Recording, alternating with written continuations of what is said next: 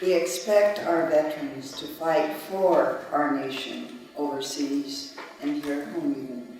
But it breaks my heart when we find that our veterans have to fight with our nation.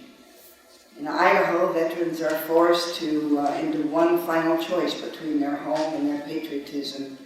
No Idaho veteran may be laid to rest in his home state in Idaho in a dedicated field. This is because my home state is the only state in the nation that does not have a veterans cemetery.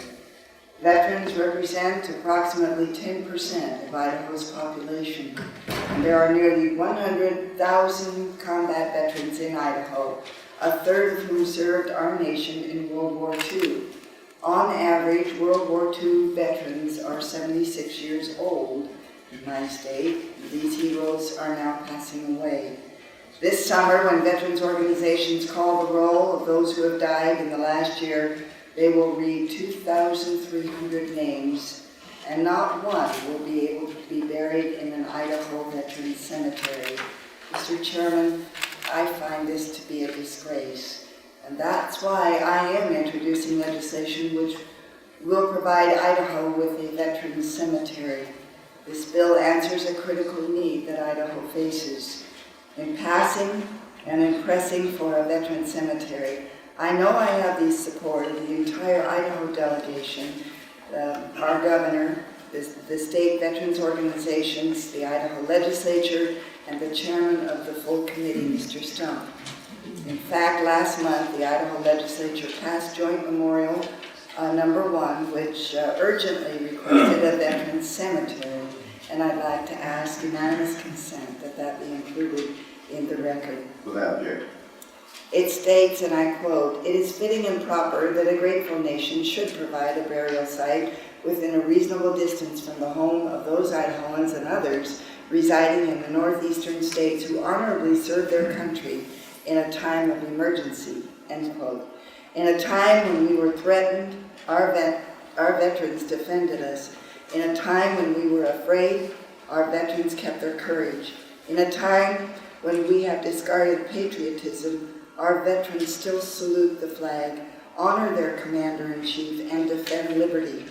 Our veterans are our heroes, and they deserve the final honor of burial in an Idaho Veterans Cemetery.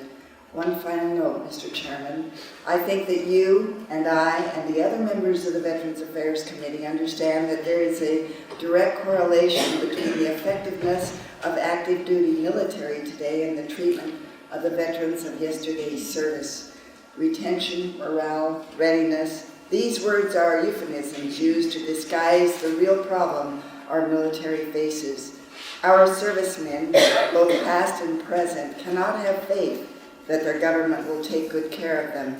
A sign in front of the Boise Veterans Medical Center reads, quote, "The price of freedom is visible here," end quote. Indeed it is. Unfortunately, in our society, a select few pay that price.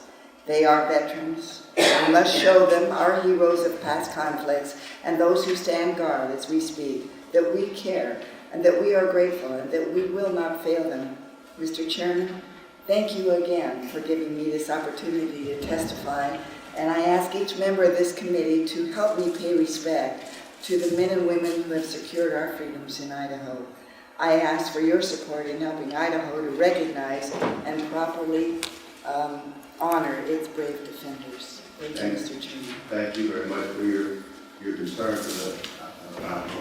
And we are going to have special questions, specific questions about national and state cemeteries for the VA panel when they appear.